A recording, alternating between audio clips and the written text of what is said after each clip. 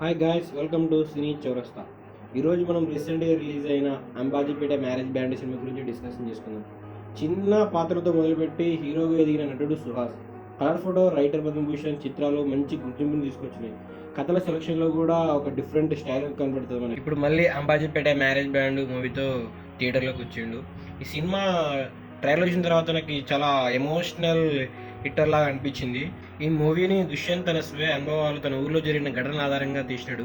మరి Ambajipeta marriage band ఎలా ఉంది ఇప్పుడు మనం తెలుసుకుందాం. ఈ మూవీ అంబాజీపేటలో 2007 ప్రాంతంలో ఈ కథ అనేది జరుగుతుంది. కులం, డబ్బును చూసుకుంటూ అహంకారంతో రెచ్చిపోయే వెంకట్, ఆత్మాభిమానంతో ఉండే మల్లి పద్మలకు వైరం ఎలా మొదలవుతుంది, ఈ గొడవలలో మల్లి లక్ష్మిల ప్రేమ ఏమవుతుంది, చివరికి వెంకట పరిస్థితి ఎంతలా మారిపోతుంది అనేది ఈ మూవీ యొక్క కథ అనమాట. అంబాజీపేట ఈ సినిమాలో చూపించిన కథ కొత్తదేమీ కాదు. ఒకప్పుడు గ్రామాల్లో కులాల కుంపటి ఎలా ఉండేదో చెప్పనక్కర్లేదు.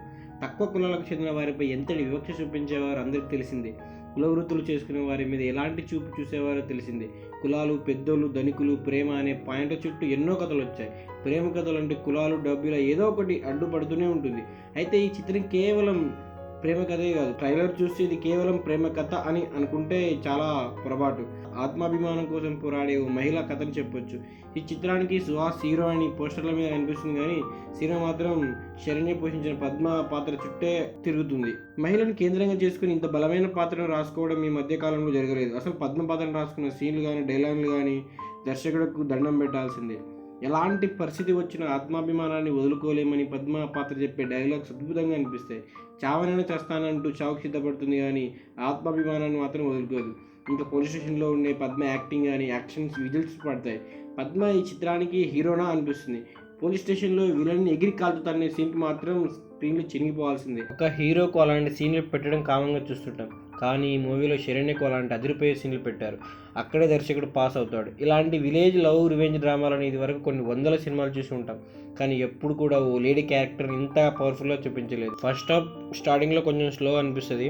ప్రేమ కథ ప్రారంభం అయినప్పటికీ నుంచి కొంచెం యూత్ బాగా కనెక్ట్ అవుతారు. కథ ముందుకు వెళ్తున్న కొద్ది కాస్త సీరియస్గా సాగుతుంది. ఇంటర్వెల్కు పీక్స్కి చేరుతుంది. సెకండ్ హాఫ్ కూడా ఎంత ఎమోషనల్గా సాగుతుంది. అలా ఏదో చెప్పాలా సాగుతున్న టైంలో హైకి చేరుతుంది. పోలీస్ స్టేషన్ సీన్ అద్భుతంగా అనిపిస్తుంది.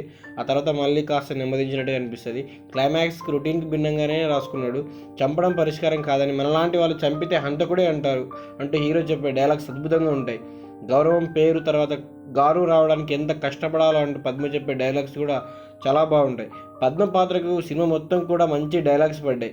సుహాస్ కథను అద్భుతంగా ముందుకు తీసుకెళ్లాడు. నవ్వించాడు, ఏడిపించాడు. చివరిలో ఎమోషన్స్ ఉండడంతో అందరినీ ఆకట్టుకున్నాడు.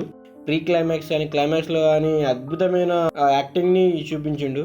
ఇలాంటి కంటెంట్ ఉన్న చిత్రాలు చేసే సుహాస్కి ఇంకా తిరుగుండదు అనిపిస్తుంది. హీరోయిన్గా శివని నగరం చాలా బాగా అనిపించింది అనమాట. చాలా క్యూట్గా కూడా ఉంది. ఈ సినిమా చూసిన వాళ్ళు పద్మ పాత్రను అయితే అస్సలు మర్చిపోలేరు. ఆ పాత్రలో అంత గొప్పగా నటించింది శరణ్య. ఆమె నటనకు థియేటర్స్లో విజిల్ పడడమే గ్యారంటీ. ముఖ్యంగా పోలీస్ స్టేషన్ సీన్ అయితే గూస్ బంప్స్ తెప్పిస్తాయి. విలన్గా నితిన్ ప్రసన్న అదరగొట్టేసినాడు. పుష్ప ఫేమ్ జగదీష్ మరోసారి తన అయిన నటనతో ఆకట్టుకున్నాడు. ఇంకా శేఖర్ చంద్ర మ్యూజిక్ అయితే చాలా బాగుంటుంది. ఈ సినిమాకి మెయిన్ అసెట్ అనమాట. మంచి పాటలతో పాటు అద్భుతమైన బీజియంతో సినిమాని వేరే స్థాయికి తీసుకెళ్ళినాడు. సినిమాటోగ్రఫీ కూడా చాలా బాగుంటుంది. ఎడిటింగ్ అయితే పర్వాలేదు. ఇది ఈ మూవీ గురించి నా రివ్యూ. మళ్ళీ మంచి కంటెంట్తో మళ్ళీ కలుద్దాం. బాయ్.